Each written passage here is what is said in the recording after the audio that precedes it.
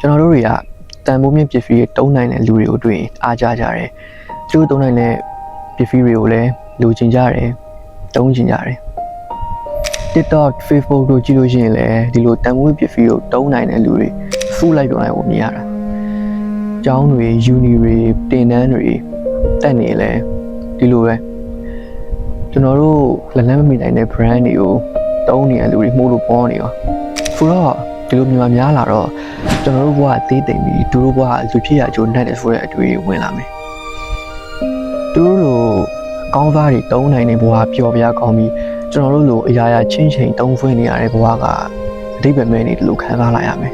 ဒီလိုနဲ့ပဲသူများတွေရဲ့ပျော်ရွှင်ပြားတွေကိုငေးကြည့်ရင်ကျွန်တော်တို့ကရှိပြီးသားပျော်ရွှင်မှုတွေကိုအလိုလိုကြောက်ခိုင်းမိလာရောတကယ်တော့ပျော်ရွှင်မှုဆိုတာပြည့်စုံနေမှာမဟုတ်ပါဘူးမပြည့်စုံတဲ့ကြားတွေကတန်မိုးရှိတဲ့အရာတွေနဲ့လည်းပျော်ရွှင်ရတာပဲတကယ်တော့ပျော်ရွှင်မှုဆိုတာအခိုက်အတန့်တွေပါကျောင်းသားဘဝအခိုက်အတန့်တွေငယ်ဘဝအခိုက်အတန့်တွေကိုတငယ်ချင်းတွေနဲ့ပျော်ခဲ့ရတဲ့အခိုက်အတန့်တွေကိုကြောင့်သူတစ်ပါးအဆင်ပြေသွားတယ်ဆိုတဲ့အခိုက်အတန့်တွေ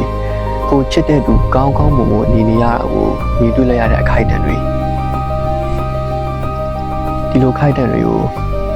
ဘာနဲ့မှမလဲနိုင်ဘူးနောက်ပြီးပျော်ရွှင်မှုဖန်တီးလို့လည်းရတယ်